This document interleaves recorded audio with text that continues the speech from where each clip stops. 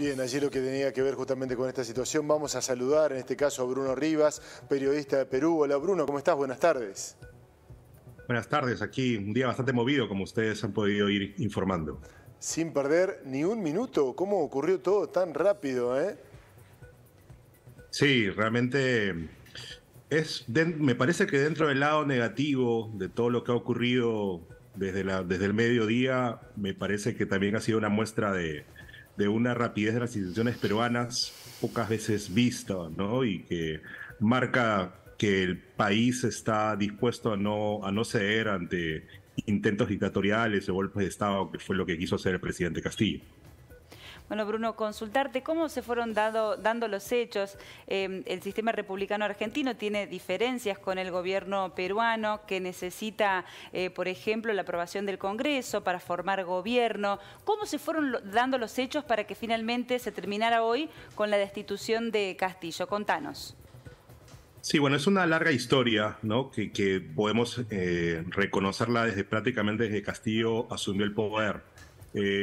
Como ustedes deben conocer, ¿no? La elección que llevó a Castillo al poder fue muy polarizada, ¿no? Se decidió por un pequeño margen de votos. El bando perdedor, en principio, no quería aceptar la derrota. Hubo pedidos de mirar o revisar las votaciones, lo cual llevó a que desde de arranque tuviéramos una polarización entre el Ejecutivo y el Congreso, ¿no? Eso aunado a una serie de denuncias relacionadas con el entorno presidencial de actos de corrupción, llevaron a que se diera este pulso entre Congreso y Ejecutivo durante prácticamente todo lo que fue el gobierno de Pedro Castillo. Ahora, a lo último que tú señalas es que efectivamente cada consejo de ministros que elige el presidente tiene que ser aprobado por el Congreso, ¿no? Y de darse el caso de que dos consejos de ministros no sean aprobados por el Congreso, eso le da facultad al mandatario para poder disolver el Congreso. Lo que ocurrió hace muy poco fue de que efectivamente un primer ministro de Castillo, ¿no? Aníbal Torres, el que aparece justamente en esa imagen que ustedes han mostrado, hizo un pedido de confianza justamente de su Consejo de Ministros, pero no recibió respuesta por parte del Congreso, y lo que quiso interpretar el Poder Ejecutivo fue una negación de la confianza, y con eso quería sostener tener la oportunidad de disolver el Congreso.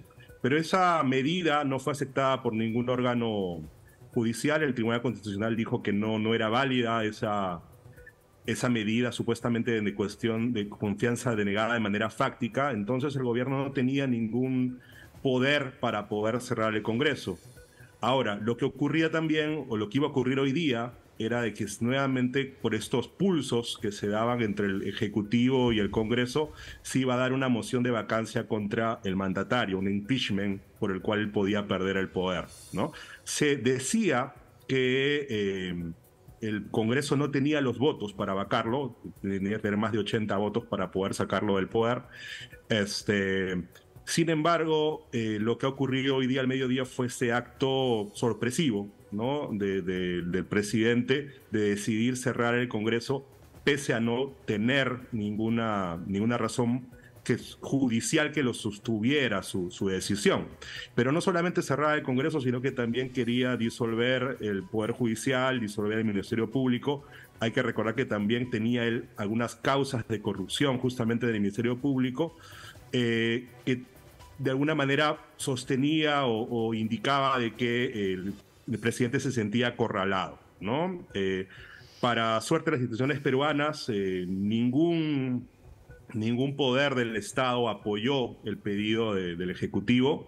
Incluso la mayoría de ministros terminaron renunciando ante ese pedido. El mismo abogado del presidente también renunció a defenderlo tras ese anuncio de cierre del Congreso. Y eso ha motivado a que las Fuerzas Armadas también terminaran respaldando al Congreso y se avanzara con el proceso de vacancia que hemos podido observar hace poco y que ha llevado a la presidencia ahora a la hace muy poco vicepresidenta Dina Boluarte. En ese marco, Bruno, ¿Qué se puede esperar de Dina Boluarte, hasta hace poco vicepresidenta de la Nación, una abogada?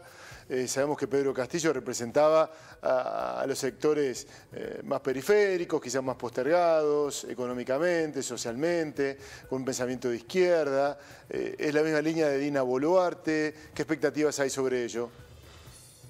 Bueno, Dina Boluarte es el partido que llevó al poder a Pedro Castillo, que es Perú Libre. Pedro Castillo no era de ese partido, él era un invitado, ¿no?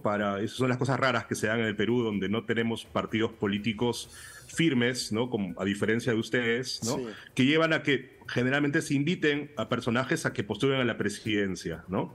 Dina Boluarte sí era parte de este partido, que es un partido muy de izquierda radical, ¿no? Lo que podemos llamar. Sin embargo, ella nunca se ha manifestado como una persona de izquierda radical. Ella tiene un pasado de funcionaria del Estado, ya trabajó en la RENIEC durante mucho tiempo, nunca ha manifestado, al menos durante el tiempo que ha estado Castillo en el poder, posiciones muy radicales. Ella ha sido ministra desde julio hasta hace muy poco, hasta noviembre, ministra de Inclusión Social.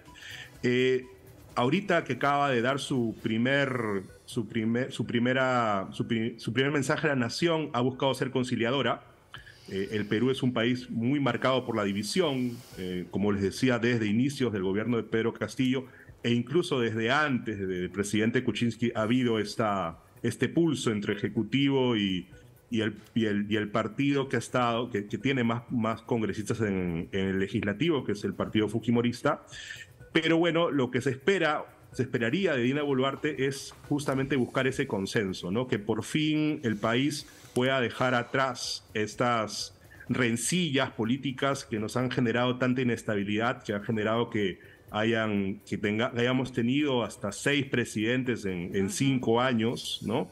Y que pueda haber una tranquilidad y que se pueda completar. Ahora, esa es la aspiración. La realidad puede ser totalmente distinta, ¿no? Como nos lo ha demostrado en los últimos años. ¿Y qué pasa en la calle? ¿Qué impacto tiene esto en la ciudadanía? ¿Ha generado movilizaciones? ¿Temen que de alguna manera reavive la violencia? ¿O es una cuestión que está enmarcada en la institucionalidad y reina la paz? ¿Cómo es el escenario por ahí? Mira, la calle no se llegó a prender porque, como ustedes han podido observar, la situación se ha resuelto en 4 horas, ¿no? Probablemente si Pedro Castillo hubiese tenido algún tipo de respaldo, no sé, del poder militar o de la policía, quizás esto se hubiese llevado a mayores, ¿no? Pero no hubo ningún poder del Estado que lo apoyara. Las instituciones funcionaron de manera ejemplar, ¿no? De tal manera de que se pudo seguir la sucesión constitucional como debía darse, y eso ha evitado que la gente salga a la calle, ¿no? El apoyo social a Pedro Castillo ha sido minoritario desde hace bastante tiempo. Él poco a poco fue perdiendo fuerza en la calle. Entonces eso ha llevado a que muy poca gente saliera a defenderlo, y por el contrario, más bien el que está ahorita en la Procuraduría, a las afueras de la Procuraduría, hay mucha gente que está esperando, ¿no? Más bien hay muchos insultos contra él. La calle en este momento está contra él, además por la decisión que tomó, que para los peruanos es traumática, y nosotros ya hemos pasado por dictaduras. Entonces para nadie viene bien que un presidente busque autogolpearse como lo hizo él, ¿no? Bruno, te agradecemos mucho tu tiempo. A ustedes por la cortesía. Un abrazo, Muy muchas amable. gracias. Un abrazo, hasta luego, cuídense.